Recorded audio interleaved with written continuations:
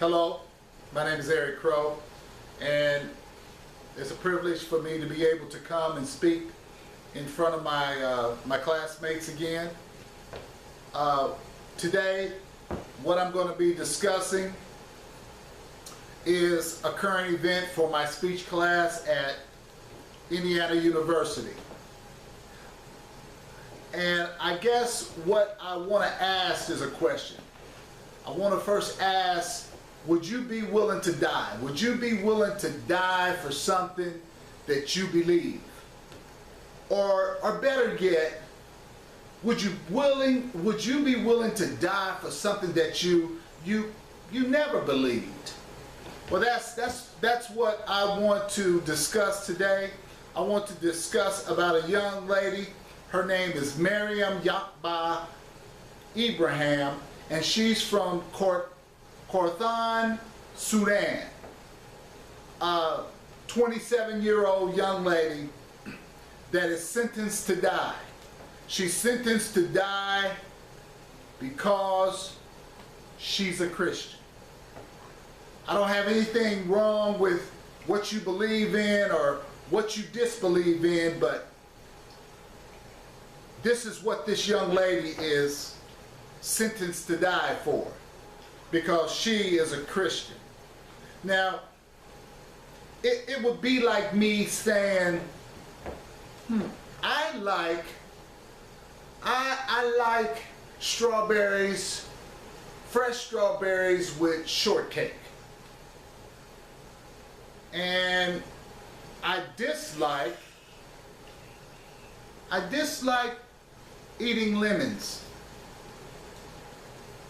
But am I willing to die for liking strawberries with cheesecake on them? Or what if I never liked strawberries and cheesecake? Never liked it. And somebody came to me and said, I'm sentencing you to die because of strawberries and cheesecake. Are you serious? I believe that this current event is a matter of choice.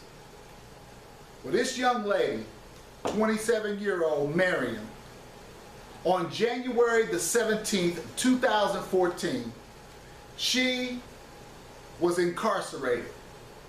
And at the time that she was incarcerated, she was 8 months pregnant. Since then, she has had a baby girl. But while she was incarcerated, she also has a 2-year-old son. And his name is Martin. And Martin, the 2-year-old, is also been incarcerated. Now the reason why I want to discuss Maryam, and then I want to talk a little bit about Maryam's father. And then I want to discuss Maryam's brother. And then I want to discuss Maryam's husband. But Maryam was incarcerated because she was convicted of adultery by her brother. Her brother goes to the police and indicates, as CNN indicated, he indicates that that they have not been able to find their sister. She has disappeared. But when she finally appears to them, she does no longer, he indicates that she didn't act herself. She wasn't herself. She was different. She didn't acknowledge them the way that Islam acknowledges each other. So he thinks something's wrong with her. In a CNN interview, he indicates that it was not my sister. She was different. And he also indicates that it must have been a magic potion for her to be able to change. She's been bewitched, is his claims. So he files a report to the police, and the police, because she indicates to him that I'm not a Muslim. I'm not a Muslim. Well, a brief history behind Miriam is that, yes, she had a Muslim father. But the father left the household. And I want to back up. She has a father, and the father was married to Miriam's mother. Father, Muslim. Miriam's mother was an Ethiopian Orthodox, which is a Christian. At 6 years old, the father and the mother, they divorced. And from 6 years old until adulthood, Miriam was raised by her mother, which was a Christian. So, in Miriam's eyes, she has always been a Christian. She knows nothing about being a Muslim. Although she has brothers and sisters that are Muslim, she was not raised that way. Now her brothers are accusing her of turning her back on the faith of Islam. Now, I want to give you a brief understanding of what the Sharia law is. The Sharia law says that if a Muslim marries a Christian, if a Muslim marries a Christian, the marriage is not valid. Saying that now Martin, which is a child, and the little baby girl, which just got born, are illegitimate, meaning they're no longer the children of Miriam and her husband Daniel.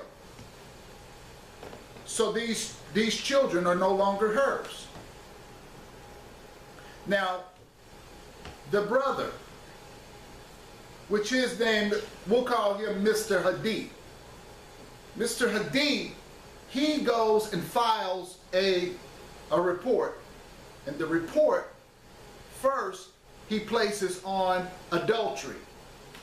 And by the Sharia law in Khartoum, Sudan, the Sharia law, when you are brought up on charges for adultery, adultery brings about 100 lashes.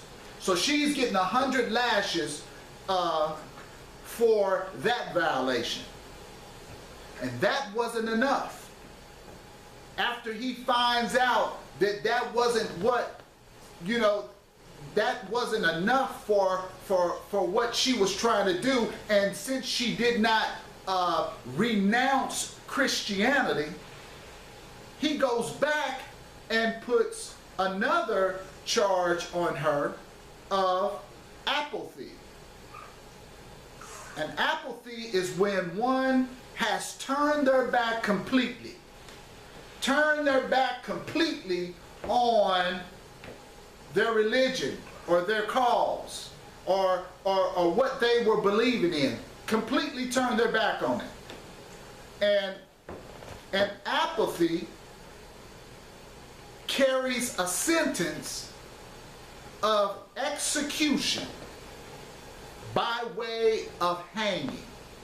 So in essence, what I'm trying to explain in this current event speech is this young 27-year-old woman is being executed because she's solely a Christian. Solely a Christian. And what I need to explain is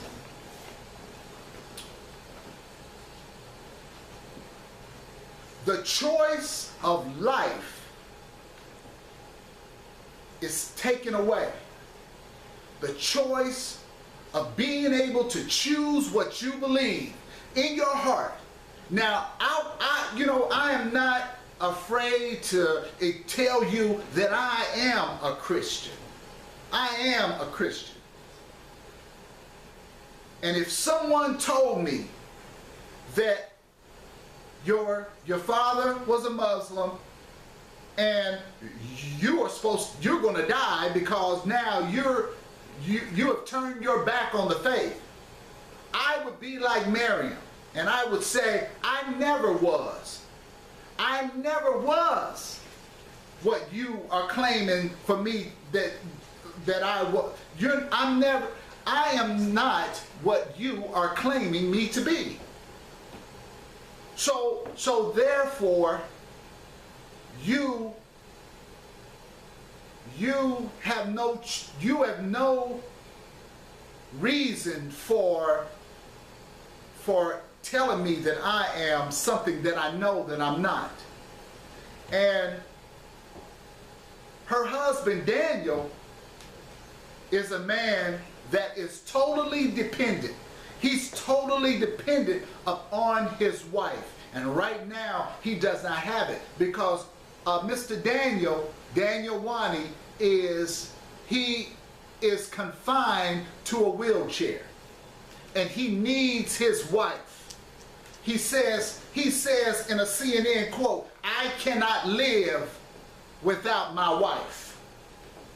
I cannot live without her. I rely on her all the time, every day.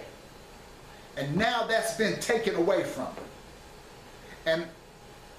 And I can't help but to feel the pain of this young man that is married to a Christian woman living in Khartoum, Sudan. I can't help but to feel the pain that he's going through. And I've had I've had all kinds of I've been on an emotional roller coaster since I've had to do this speech. Because sometimes I feel angry.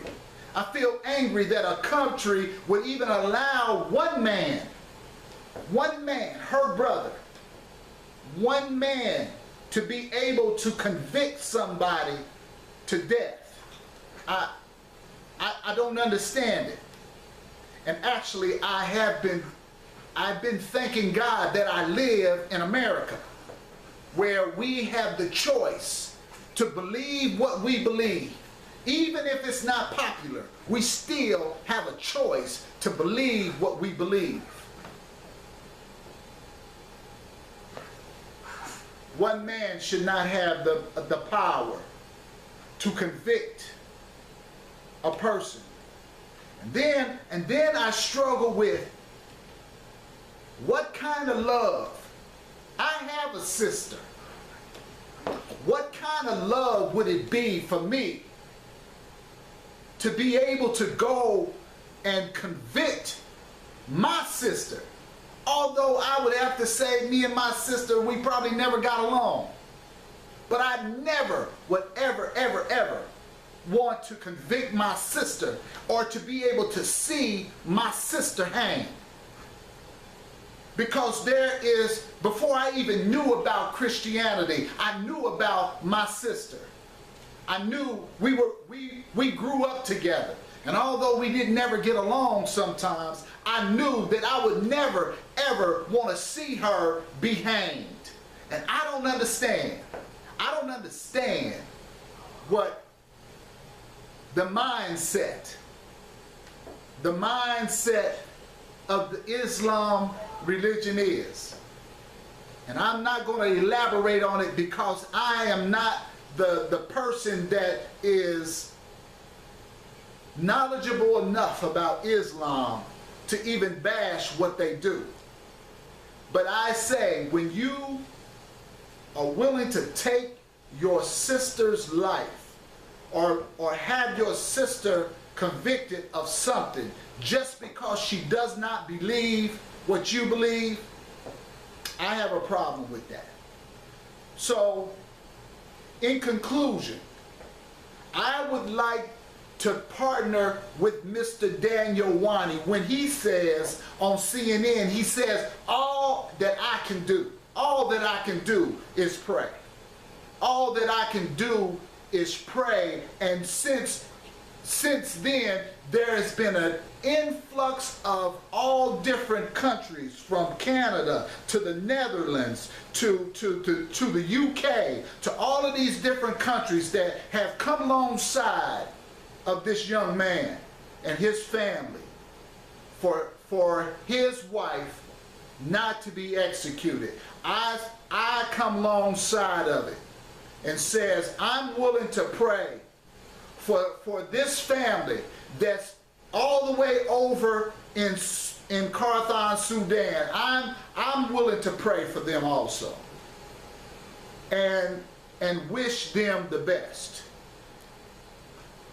And I thank you for the opportunity to be able to speak to the class, and happy Father's Day to the fathers. That's it.